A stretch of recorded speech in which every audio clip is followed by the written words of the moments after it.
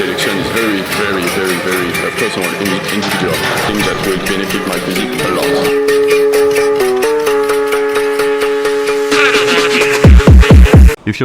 If you're wondering why I'm scooping dry the pre-workout and I'm not using my shakes, it's because the taste of the muscle pump isn't great. We all know it, but it just tastes bad, right?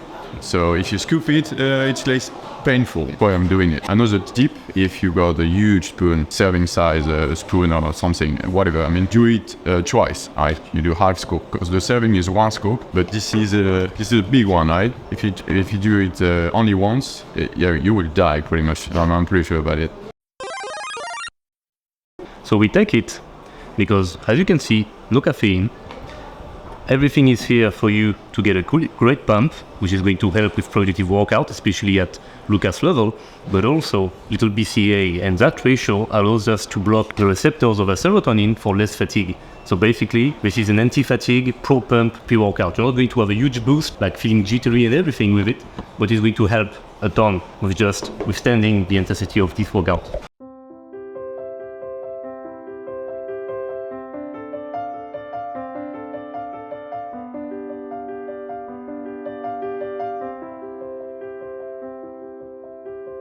So about calf training, Erso is wondering why. He thinks my way of thinking is different than his, so it will interest you. But as you can see in the video, we are doing quite the same. Pretty much the same, right? I'm just thinking fast and he's thinking slow rep. But as you can see in the video, once again, it's pretty much the same tempo. My thinking behind training is going as fast as possible, but possible is important here. As you can see on my sets, I'm slowing down because the velocity of my rep is always dictated by the effort I have to put to stay in position, to maintain good technique. There is no point to go super slow when you don't have to, right? What I mean is that intentionally going slow versus going as fast as possible is kind of dumb if you think about it, right? Except when you have past injuries, right? Or for longevity reason, right? So I'm going as fast as possible on every single exercise. And sometimes it means going super slow because I have no choice. For example, the last reps of my sets are slow because the effort I have to use to stay in position, for example, on stiff leg deadlift, to keep my hips high, is super high. So it's going slow, but I'm still going as fast as possible. And I know this logic for calves is a little bit different if you base your training on data. Data say that you have to stretch and keep the muscle stretched as long as possible. So you can translate that in doing pause rep. Yeah, I think it's boring and I have no injury around the calf area. At the same time, I've got no calves. So you shouldn't listen to me. Listen to her, so right? I've got no calves. So I'm a proud member. You know the t-shirt from Omar Isef, right? Proud member of Team No Calves. So yeah, I'm doing it this way, but I've got no calves, so maybe you shouldn't listen to me. Yeah. So as you said, calves is tricky for a lot of people because, well, some people just grow them like that, and some other people will work them hard and train them really for a long time, and the results will barely be decent. Now, I am part of a school where it's all about tempo, training the calves with pause at the top and the bottom to make sure the Achilles tendon is not used as a string to bounce off the weight, which is the normal usage, to bounce like that, to jump. And if you jump onto your calves, not really the best. And at the same time, if I am not doing as Lucas, it's because in the past I was doing exactly like him, very heavy, very explosive, and I got tendinitis on both of my Achilles tendon. So now if I'm doing pose work, it's also because I do not want to injure myself again or have this kind of disagreement. But yet again, Luca is doing what he thinks and feels is best for him. And this is actually the goal, take-home point, I should say, is that if you like pose work, do it. If you do not like it, do as you want, do as you please, as long as you have results. And that's about it. And I want to add, I tried the pose thing. Because I'm a nerd, right? So I love the data, but I felt it was counterproductive and it was boring, so I stopped. So finally we can start the workout. We are done with calves. Yeah, that was super boring, and I'm pretty sure you could tell because I was not really hyped to talk about it. Yeah, calf training is just so boring. But now we are going to do a pull workout today with Erso. I'm super hyped, and you guys asked for it, right? So I'm pretty pleased to present to you today my pull workout for my back. There is so many things to say about today's today's training, right? Exercise of the day is one of my favorite, a new favorite, and it's inspired by me. What it means is that it's not optimal for everybody. It's something I like to do and something that will benefit my physique a lot. Doesn't mean it's a great exercise for you, right? And this is something I want you to take away with today's video. Right? Exercise selection is very, very, very, very personal, individual. So machines are great, as I said in the last video, but what I want is huge erectors and a huge middle back development, right? So one of the best exercise to get both is the barbell row. And today the variation we're doing is wide grip, like a snatch grip, barbell rows, right? Usually I use a belt, and mostly for safety and longevity, right? Because I think it's always better to use a belt than not using a belt if you're asking the question. You will get the tension you want on your erector, even if you're using a belt. It's like straps. If you're scared about not using the forearms while using straps, it's kind of dumb. You better use straps on back exercise, right? So the first exercise is that one. And the idea here, why I'm doing free weight, no chest support, is because I want to target my low back as much as I want to target my mid back. And if I go on the machine, a standing machine, and mostly chest support machine, it will not stimulate my low back as much, right? So this is a perfect exercise for me, for my goal. Maybe not for you. For example, if you're doing a lot of deadlift already, a lot of free weight, squat, a good morning, maybe this is not the greatest idea you can have, right? One last thing, right now my focus on my lower body are my quads. So most of my volume are on my quads and not on my hamstring and glutes. So I still need a lot on my posterior chain because I got none, but at the same time I want to optimize the development of my quads and my adductor. So my exercise selection for lower body training is mostly knee flexion exercise, for example. I want both, and one of my way to do so is using my lower back erectors a lot on my upper body pull day. Almost best of both at the same time. Everything is tunable and suitable for you. And there has been for a while now a case against barbell row because it's not supposed to be optimized. It's not supposed to be the best way to train your upper back, which is kind of true because they're going to be limited by the posterior chain and the spine. But at the same time, if you want to blast everything and you want to be pretty thorough with your posterior chain and you're not really training hard onto the deadlift, this is actually a very suitable option. Most of the old school era lifters were going ham on the squat, but they couldn't deadlift much. And even if they could, the beauty standard at the time was not to have a very overdeveloped posterior chain. So they would just train really, really hard the barbell row and all their pulling movement basically to have a more hypertrophy focused onto the upper back with some posterior chain, but not overwhelming, which is the kind of the best way to differentiate the classic physique of nowadays and the classic physique of 50 years ago. So myself, I have not been doing barbell row in a while now. It was one of my first favorite exercise, so it's kind of weird to go back to it now, but it's been a while. So I was doing really hard on my deadlift, so I was doing all my rowing, chest support, basically. One thing I did notice with Erso, for example, so a very advanced lifter, is that him is not using as much as I do the rest pose. I feel like rest pose, so during a break before the end of the set, for example, it's getting harder and harder. You do a small break, for example, leaving the bar on the floor for 3 seconds, getting your composure back, I don't know if it's the term, and go again, right?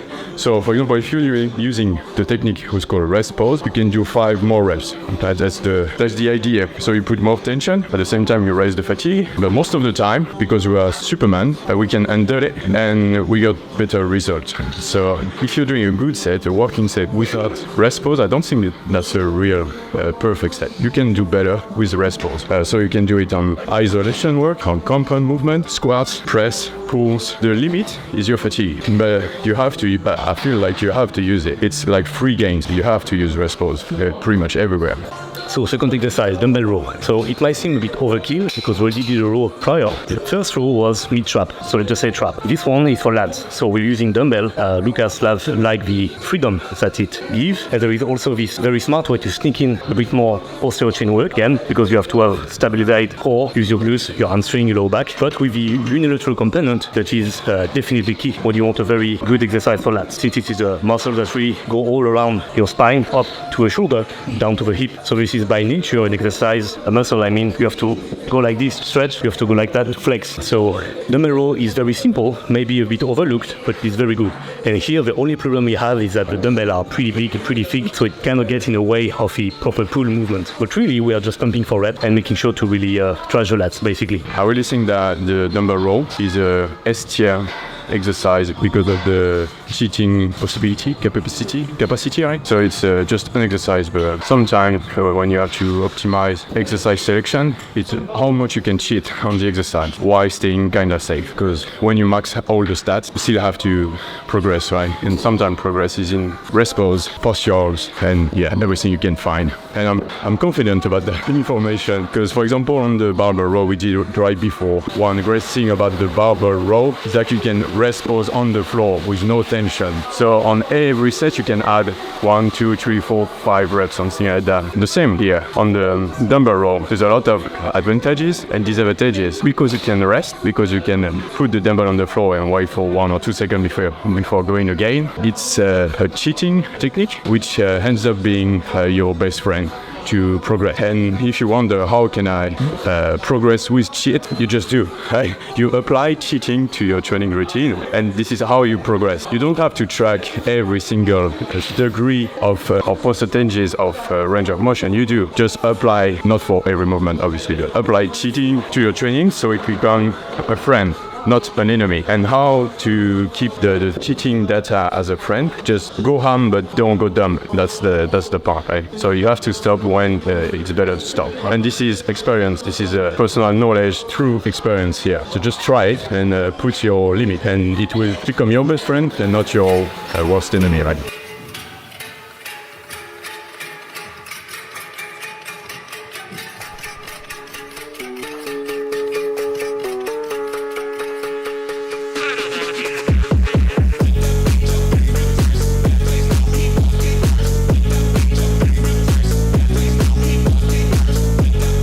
So the third exercise of the training session is a wide grip pull-up, mostly to work on the upper lat and what it's called, I don't know, in French we say grand, I don't remember it.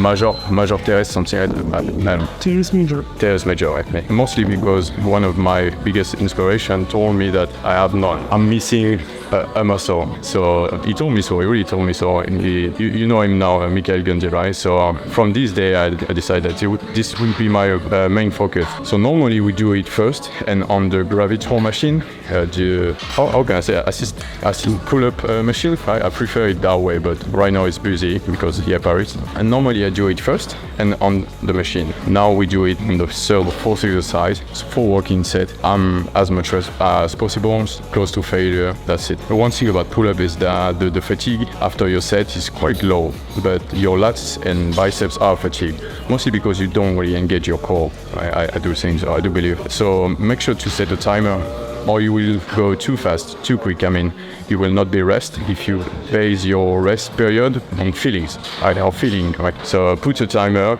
wait 2 to 3 minutes, more probably 3 minutes, and go again. But even if you feel ready, don't go until it's at least 3. So you make sure you do another great set, and you're not limited with the fatigue from the previous set. So just as he said, normally it was supposed to be assisted, but we cannot do it right now, so good old body weight pull-up will be fine. The goal here is to keep the elbows out, to bias as much as possible the teres major. If you bring the elbows in, it will be more lat. If you bring it out like that, it will be more everything right here, which is right underneath the arm. So when you're talking about the V-taper, and everyone is talking about the lats, it's right.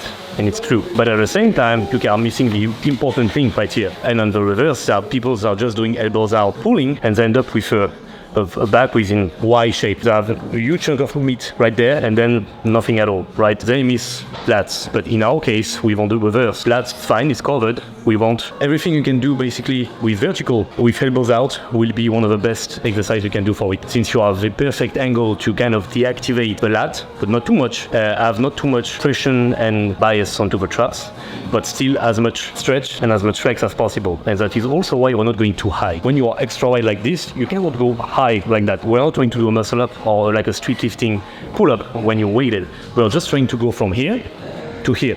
Hence why so many old school bodybuilders were doing this huge wide grip pull-up and just going up to like forehead level, maybe the nose, you know, in the way like that, in the way up, stopping here. It's because you do not need much more when you're actually trying to work the back, solely the back. So we're doing biceps right now. I'm only doing 3 working sets a week for biceps for obvious reason. Right? I decided to do a biceps, so I'm doing incline curl first, then hammer curl. There's not much to say. I'm doing the bare minimum for my arms, pretty much because, yeah, I've got huge arms and I need to work mostly on my back and my chest. So I put the volume on my arms low, so I can put the volume on my chest and back super high. That's the logic behind. I do believe in high volume. Volume is the key, but you have to place the volume pretty smartly, right? You can't go high everywhere. You have to prioritize. So if the chest is high, the triceps will probably be low. And this is the logic behind high volume. It's not high volume everywhere. It's high volume where you need it. And when you get that, you will have a lot of gains and fun in the gym, I guess. So, last exercise, arms, biceps. He's doing a superset or a mechanical drop set of incline curl into hammer curl. So it's very smart because you go into a very lengthened position to a biceps, which is extra efficient to work it. And then you go into a way easier variation, which is kind of a basis for a mechanical drop set, but also to get the brachialis or brachioradialis in the left forearm hole, because the set is so long that even your forearm are burning. But as he said, his arms are a strong point, a real one. So he just do 3 sets weekly and that's it, which is an aberration for me personally. It is a weak point, especially biceps.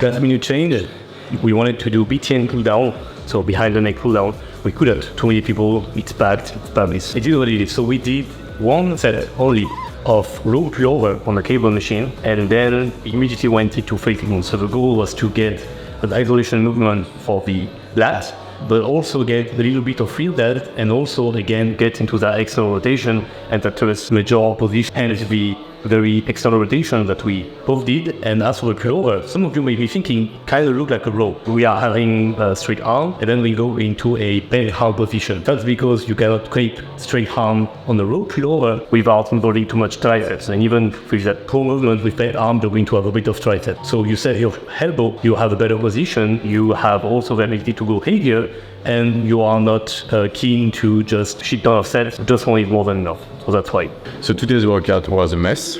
I'm sorry about that. Since the title of the video is probably advanced, poor training with Lucas, it wasn't really advanced today. I'm sorry about that. But as I said in the last video we did together, it's really hard to optimize your training when you're training in Paris. In Paris, gym is pretty much impossible to have a plan, strict plan. I mean, you have to have a plan B, a plan C, a plan D, until a plan Z. Pretty much. And today was one of those days, even if it's Sunday and it's supposed to be the quietest day of the week. Sorry about my English. Last time I spoke English was with you guys a month ago, so yeah.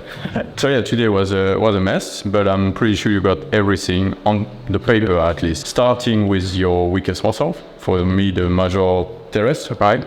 Continuing with the second one, for me it's a mid back, right? That's why I did the bent over barbell row.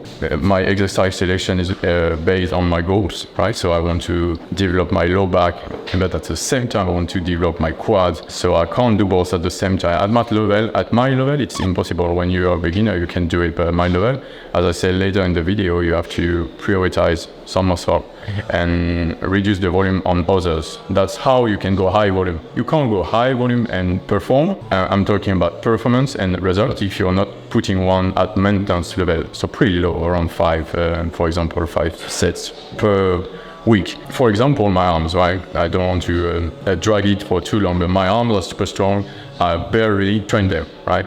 My chest is kind of weak, the volume is high. My delts are kind of shit, but alright, so the volume is medium. And because my arms are low volume, my chest can be high volume and still perform, right? Still have result. If you go high volume everywhere, you will get no result. If you go low volume everywhere, you will not get the result you can get with high volume. Right, that's what I want to give you for today, plus the workout we did. We are missing the work of the real delt today. That's really bad, right? On the pull day, you have real delt. That's one of the main muscles of the pull day. But yeah, I'm done. I'm not gonna lie to you. That was too hard for me today to, I don't know, deal with so many people while filming. I really want to give you a nice content with a weird erso, and it's hard to do it when the gym is packed, right? I'm sorry about that. I'm not that great, I think. That's it. I've got a bag for you today with a real delt missing and a little bit of biceps. This is how I structure, how I do, and how I think about optimizing my core days.